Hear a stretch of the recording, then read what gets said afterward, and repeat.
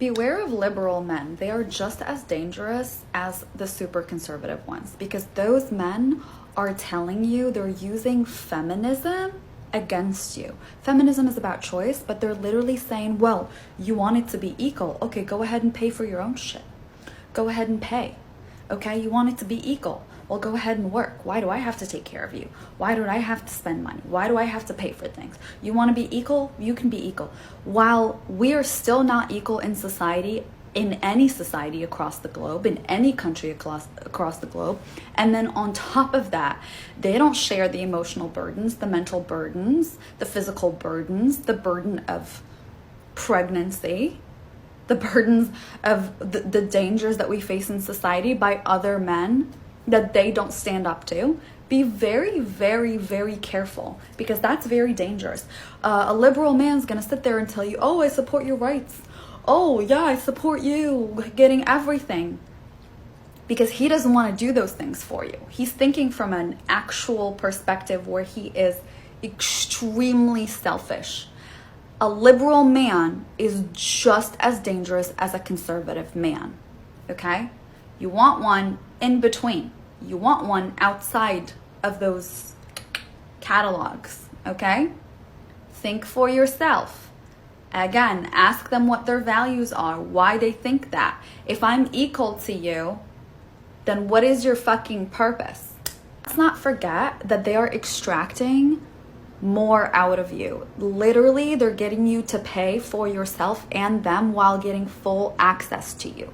Full access to your health, to your body, to your mind, to your soul, to your heart, to everything at no cost. In fact, you are technically paying them to be there, because you're paying for your own shit. So you as the experience, as the woman, you're free. And how do you expect them to value you?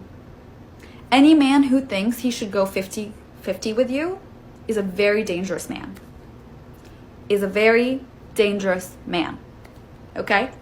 Very dangerous, does not care for you, does not care about you, and wants to get everything out of you for nothing.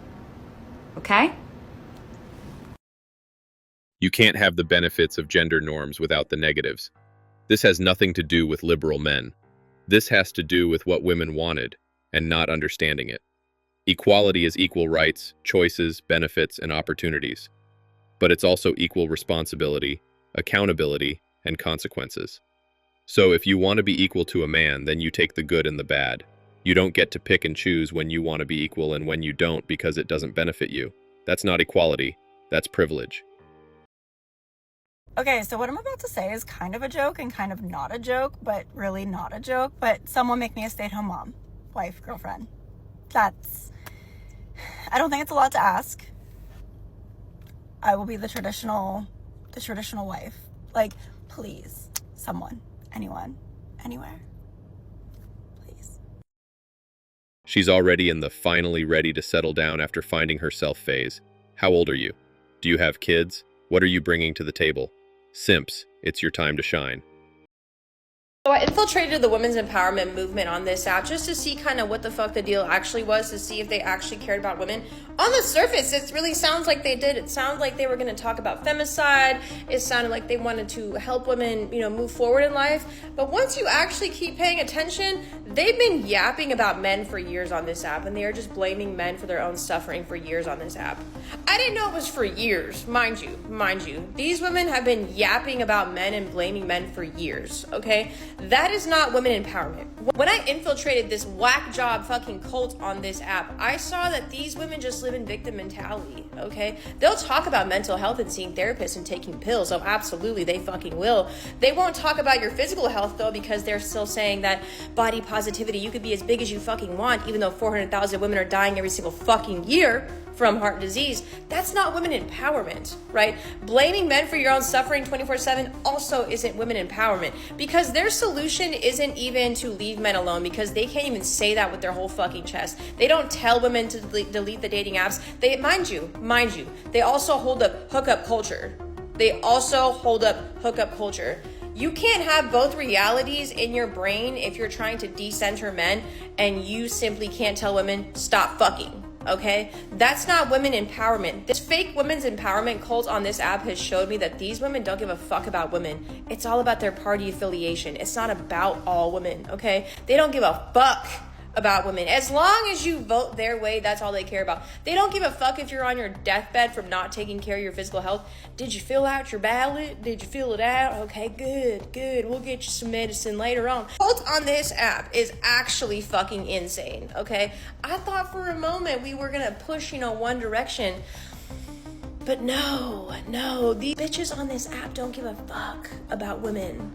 They don't give a fuck about women. We've known this for a very long time. On the bright side, these women are reaping what they've sown. Just sit back, recline, and watch the show where the ending is satisfying. I'm not gonna lie, don't tell the feminists, but I would rather stay home and cook and clean. I would rather do it. When I tell you I love to cook and clean, just don't tell the feminists. I love to do it, and I love to do it for a man. I do. However, not outside of marriage. Absolutely not. That sounds like hell. But just to see the look on a man's face when you cook him a meal that is so good, you could just tell he's proud. There's just something, I don't know, there's something within me as a woman. Maybe it's almost turning 25 that got me thinking, like, this cooking and cleaning thing isn't bad. Like, I just don't understand why women wanted to work. What was the point? Like, there is nothing satisfying about working. A man that takes care of you, a man that provides for you, you don't have to worry about anything, no bills. I will cook and clean all day. Like, what is the complaint? I'm making some fire food tonight. I'm going to serve it, and I'm just enjoying it. Yes, I'm crying over some onions, but is this what we fought for as women? I don't know. I'd rather cry over some onions than cry about a job, that's for sure. No, cooking and cleaning are slavery, and being a housewife is oppressive. You all have been screaming that message for decades. Go be a strong, independent woman. Men have checked out. At what age did you wake up and realize that you no longer wanted to be a strong, black, independent woman? And this can apply to white women and men as well, because I've definitely heard this term coined by a lot of people. But for me, it was about 6 months ago. I legit woke up, realized that I've slayed all of my goals. I have my career, I have my house, I have the car, I have everything else, and I don't want it anymore. If you can't relate to what I'm saying, then you can't relate to what I'm saying. But for me, at 32 and a couple more months left till I'm 33, I realized that my priorities are changing. And now I want to be a housewife. I want to raise children. I don't want responsibilities. I don't want to have a mortgage. Actually, I do want a mortgage, but I don't want it to be in my name. I honestly want to relinquish responsibility to an able-bodied man. Keyword, able-bodied man. And this is such a new thing for me, and this is epiphany, and this is something that I've been struggling with. Why is my lip gloss not opening? Why am I struggling with my lip gloss right now? Let's pause this video so that I can... Never mind. So, this is something that I've honestly been struggling with because it's something that I've never thought that I would get to the point in my life where I no longer identified as a strong, black, independent woman. And it's crazy because I remember growing up or in my 20s, I would hear of women who would go out, they would seek these fabulous careers, attorneys, doctors, lawyers, whatever it is, whatever they wanted. And then all of a sudden they would get married and they would give it all up. And I used to think, what the actual... Who does all this to give it up to be a stay-at-home mother? And then I turned 32 and a half, and I realized it is I. I am that woman. I yearn to be a stay-at-home mom. At 30, that's when reality hits a lot of these women. They finally realize that feminists don't really give two shits about them. That's all for today. Don't forget to hit the like and subscribe buttons.